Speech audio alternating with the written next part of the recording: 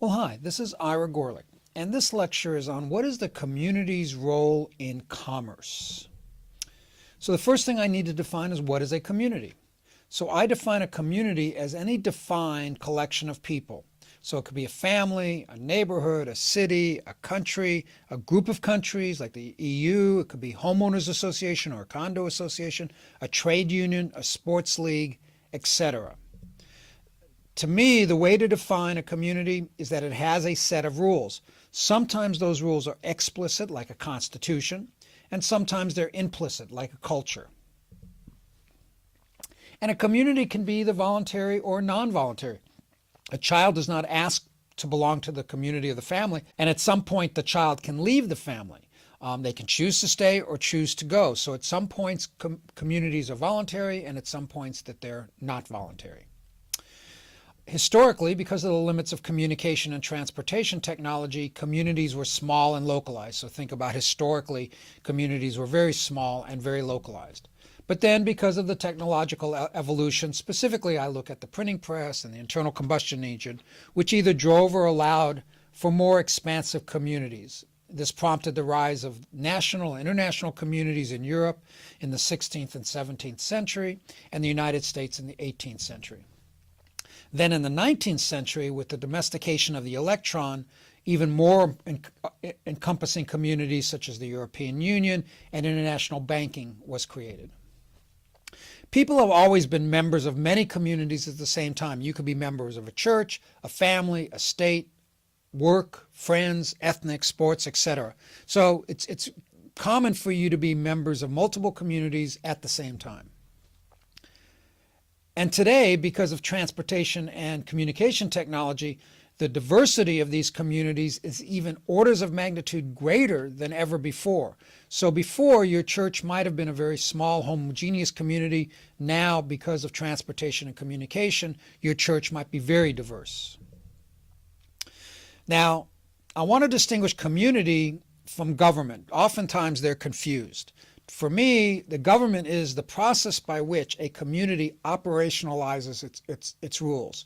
So the community is the higher level or the lower level, as you will. The government is just the administration of the community's rules.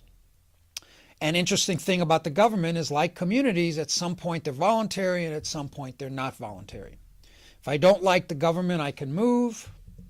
But can I? Can my 16-year-old move? Can my 90-year-old mother move? This is important when we get into talk about taxes and other things in terms of how voluntary government is.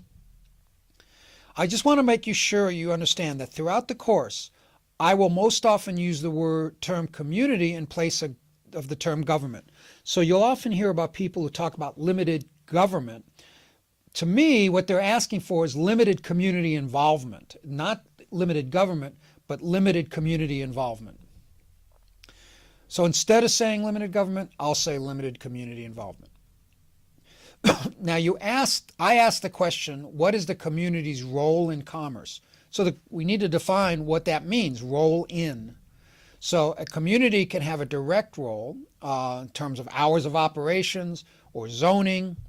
It can have an indirect role in terms of its culture, for example, no cheating, like in golf. I was watching a movie the other day on golf, and there was an issue with cheating. It was The Legend of Bagger Vance. And in terms of a person had to call a fault on themselves. That was a cultural role in the community. And then, and actually it's probably even explicit too. And then actually there's a natural role. Language and culture plays a role in the community's role in commerce. So when I specifically say role in, I'm talking about laws, standards, and regulations. Now there's three views of a community's roles in terms of what is the role of the community in optimizing commerce. There are some that say there should be no role. The commerce is a transaction between a buyer and a seller. The community should not be involved at all. There are those that believe that there should be some role of the community, the optimum commerce depends on the community setting standards of behavior. And then finally, there are those that we call totalitarians that believe that optimum commerce cannot happen without the community controlling it all. I'll give you my basic assumptions here. I believe that commerce exists. That's not a stretch, but here's one that I think may be somewhat controversial. I don't know. Commerce exists to benefit the community, not the other way around. So, if commerce exists and optimum commerce exists, then one way to measure optimum commerce is to measure it by the maximum benefit to the community.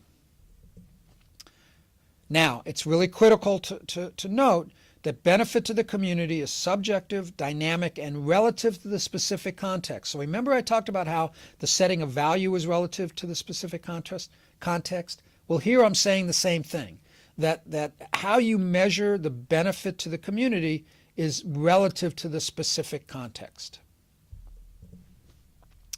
Let me show this as sort of a graphical approach. In terms of the community's role in commerce, at one end of the spectrum you have what we call the anarcho-capitalists, and they're the Ayn Rand libertarians. You might want to read Murray Rothbard or David Friedman for some of the thinkers in this area, where the community should have no role in commerce. Commerce is simply a transaction between a buyer and a seller. Then at the other end, you have the totalitarians. And I've listed Stalin's Russia, North Korea, Maoist China. Now, those are all recent. I got to believe there had to be a lot of examples in the past of totalitarian thinking in terms of the community's role in commerce, but that's something we could certainly research later in the class. And then most people believe that there should be some role of community in commerce. And I've listed here conservatives and progressives. I would list that conservatives tend to think of it, there should be less role, a community's role in commerce than progressives. And I'd be interested to hear what you think of this chart as it is, just to show you where I stand. And let me just say, where you stand in this chart goes a long way to understand where you stand on net neutrality. And that's me. I'm way over here into almost none category. I think that the community's role in commerce should be very slight. Give you a little of my overall bias on this. If I put it on a scale, you can see me there on the left in terms of less community involvement, because I believe less community involvement is better. But I do believe that some community involvement is necessary. Some of the influential thinkers that I'm going to talk a lot about here in order to justify my positions is F.A. Hayek, Adam Smith, John Keyes, Milton Friedman.